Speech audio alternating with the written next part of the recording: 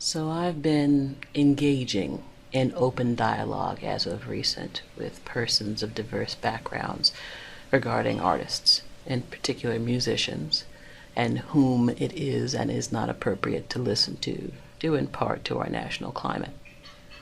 Interestingly enough, several conversations turned to Leonard Skynyrd, particularly how they represent the music of racists, as in the Southern man so espoused by Mr. Young in 1970 or thereabouts, and the neo-Nazis that have kidnapped it. Yes, my opinion, but this entire rant is my opinion, and if you're listening, well, gosh darn it, you've only yourself to blame. Each Leonard Skynyrd conversation centered on 2 points. Point A being the use of the Confederate flag, and point B being the somewhat exacerbated ill will between Skynyrd and Young, born from Young's aforementioned ditty and Skynyrd's response in Sweet Home Alabama. As a person with a substantial amount of melanin, the Confederate flag is an icon that should never, ever be discussed lightly. As a person whose parents were born and raised in Augusta, Georgia, at the height of Jim Crow laws, I know exactly what it means. As a person with a strong understanding of history and human behavior, I understand that icons can and do represent multiple meanings.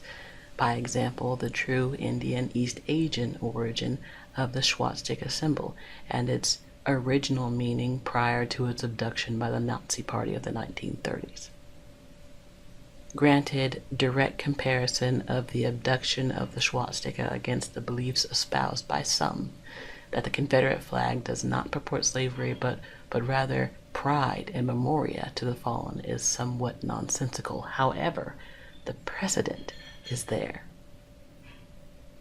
There are those that will assign what we consider negative connotations to icons, and there are those that would remove negative connotations from icons. I was about 15 years old when I held my first job as a student assistant at a public agency. A technical member of staff clearly displayed a Confederate flag on their desk, sitting in a cup holder with their pens, pencils, and many screwdrivers. This individual never harbored ill will towards me. Quite the contrary, this individual allowed me to perform technical procedures, hardware and software installations, far beyond my pay grade for the experience of it, guided at first, then solo. I am now an enterprise architect. Did this individual have a positive influence on me? Absolutely. Did I observe racist behavior directed at others by this individual? No. No, I did not. This individual showed no more apparent racism than any other.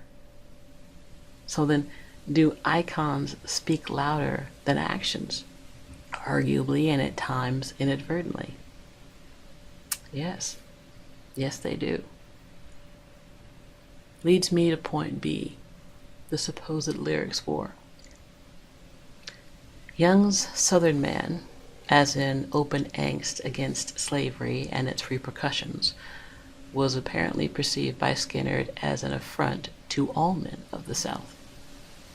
Sweet Home Alabama was in part a response to Young, seeking recognition that not all men of the South fit this bill, further cemented by a flow booing Wallace, the governor of Birmingham at that time, who attempted to defend segregation by force. The lyrics, interviews from Skynyrd clarifying their position and their discontinued use of the Confederate flag post-plane crash, are those actions I talked about. I tell you what, if Manson can abduct Helter Skelter from the Beatles, what I'm about to do shouldn't be at all shocking. I am a free bird. Neos are gonna do what they're gonna do, but they will not take Sweet Home from me. 'Cause I just appropriated that shit. End of rant.